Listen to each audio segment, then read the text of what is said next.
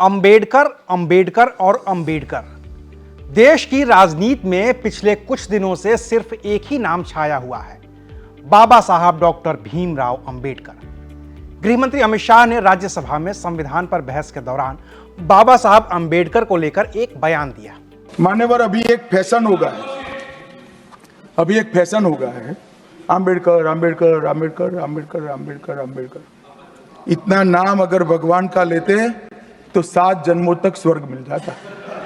इसके बाद पूरा विपक्ष भड़क गया और एक सुर में कहने लगा कि गृह मंत्री अमित शाह ने संविधान निर्माता बाबा साहब डॉक्टर भीमराव अंबेडकर का अपमान किया है।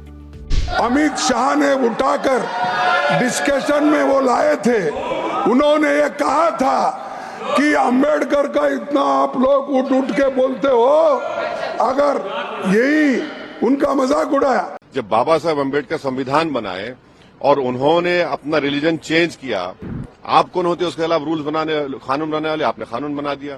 बीजेपी जहां जहां सत्ता में है वहां पर संविधान के खिलाफ काम कर रही है। फिर तो प्रधानमंत्री मोदी ने भी दखल दिया और सोशल मीडिया साइट एक्स पर एक पोस्ट लिखकर कांग्रेस की आलोचना करते हुए कहा कि कांग्रेस ने कई साल तक डॉक्टर अंबेडकर का अपमान किया है।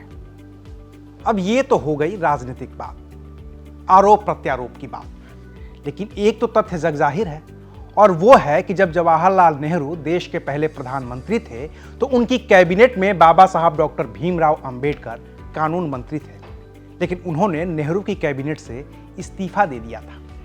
इस इस्तीफे की असली वजह क्या थी, चलिए आज आपको बताते हैं विस्तार से। नमस्कार, मैं हूं अविनाश और आप देख रहे हैं अनकट।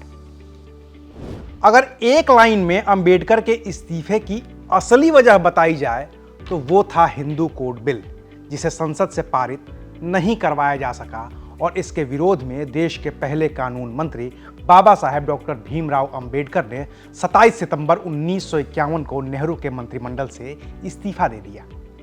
लेकिन यह कहानी महज एक लाइन की नहीं है।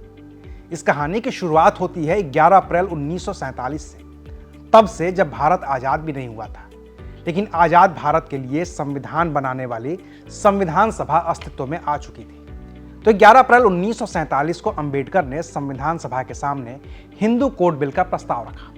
इसमें हिंदू परिवारों को लेकर कुछ कायदे कानून बनाए जाने थे। इनमें मोटा बाटी बात यह थी कि किसी परिवार के पुरुष की मृत्यु के बाद संपत्ति में उसकी विधवा को, उसके बेटे को और उसकी बेटी को समान अधिकार दिया जाए। साथ ही हिंदू पुरुषों को एक से ज्यादा शादी पर रोक और महिलाओं को भी तलाक के अधिकार की बात की गई थी। विधवा विवाह की भी बात थी। इसके अलावा और भी कई मुद्दे थे। तथ्य बताते हैं कि इस मुद्दे पर पंडित नेहरू अंबेडकर के साथ थे, लेकिन संविधान सभा के कुछ लोगों की आपत्ति के बाद इसे 9 अप्रैल 1948 को सेलेक्ट कमेटी के पास भेज दिया गया। 26 नवंबर 1949 को जब भारत का संविधान बनकर तैयार हो गया और 26 जनवरी 1950 को यह संविधान लागू भी हो गया, तो 1951 में प्रधानमंत्री नेहरू के समर्थन के बाद कानून मंत्री बाबा साहेब भीमराव अंबेडकर ने 5 फरवरी 1951 को इस बिल को संसद में पेश किया। 3 दिनों तक बहस चलती ही रही और निष्कर्ष ये निकला कि कानून सिर्फ हिंदुओं के लिए ही क्यों, अगर कानून बनाना ही है तो सबके लिए बने। नेहरू लियाकत दिल्ली पैक्ट की वजह से नेहरू मंत्रिमंडल से पहले ही इस्तीफा देने वाले सबसे बड़े हिंदुवादी नेता श्यामा प्रसाद मुखर्जी के नेतृत्व में इस कानून का संसद के अंदर तो विरोध हो ही रहा था। एक बड़े संत हरिहरानंद सरस्वती उर्फ करपात्री महाराज के नेतृत्व में संसद के बाहर भी इस बिल को लेकर बड़ा विरोध शुरू हो गया और इस विरोध में करपात्री महाराज के साथ ही हिंदू महासभा और राष्ट्रीय स्वयंसेवक संघ यानी कि आरएसएस के लोग भी शामिल थे।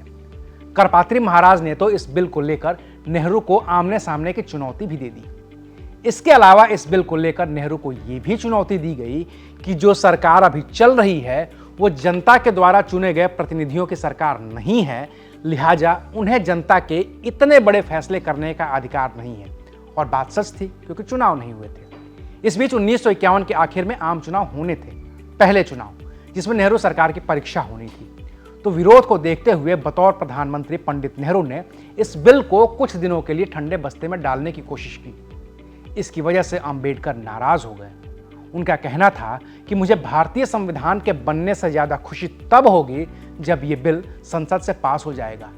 लेकिन बिल पास नहीं हुआ तो अंबेडकर नाराज हो गए और उन्होंने 27 सितंबर 1951 को पंडित नेहरू की कैबिनेट से इस्तीफा दे दिया। उन्होंने इस्तीफा देते हुए एक पत्र भी लिखा जिसमें उन्होंने अपने इस्तीफे की वजह बताई थी। 11 अक्टूबर 1951 को राष्ट्रपति राजेंद्र प्रसाद ने अंबेडकर के इस्तीफे को स्वीकार भी कर लिया, लेकिन जो पत्र अंबेडकर ने लिखा था वो आज की तारीख में रिकॉर्ड से गायब है। लिहाजा आज इस बात की सही जानकारी नहीं है कि अंबेडकर ने अपने इस्तीफे में असल में लिखा क्या था। हालांकि अलग अलग मीडिया रिपोर्ट्स और फिर भारतीय विदेश मंत्रालय की आधिकारिक वेबसाइट पर मौजूद डॉक्टर भीमराव अंबेडकर और हिंदू संहिता विधेयक भाग 2 में अंबेडकर के इस्तीफे वाले पत्र के हवाले से लिखा गया है कि अंबेडकर की नेहरू से नाराजगी सरकार में उचित स्थान न दिए जाने और अनुसूचित जाति जनजाति समुदाय पर हो रहे अत्याचार को न रोक पाने के अलावा और भी कई विषयों पर थी। लेकिन हिंदू कोड बिल का ठंडे बस्ते में जाना वो ट्रिगर पॉइंट था जिसके बाद अंबेडकर ने अपना इस्तीफा नेहरू को सौंप दिया था। हालांकि पंडित नेहरू ने इस हिंदू कोड बिल को 1951-52 के चुनाव का सबसे बड़ा मुद्दा बना दिया और जब 1952 में पंडित नेहरू पूर्ण बहुमत से सत्ता में लौटे तो इस हिंदू कोड बिल के अलग अलग हिस्से को अलग अलग बिल के तौर पर संसद में पेश करके कानून बनवा ही लिया। तो ये थी अंबेडकर के इस्तीफे की असली कहानी, जिसे न तो गृह मंत्री अमित शाह ने राज्यसभा में बताया और न ही प्रधानमंत्री मोदी ने अपने ट्वीट में। बाकी कांग्रेस ने अंबेडकर का अपमान कैसे किया और क्यों कांग्रेस ने चुनाव के दौरान अंबेडकर के खिलाफ चुनाव प्रचार किया, उसकी कहानी अगले वीडियो में। तब तक इंतजार करिए और देखते रहिए अनकट। शुक्रिया।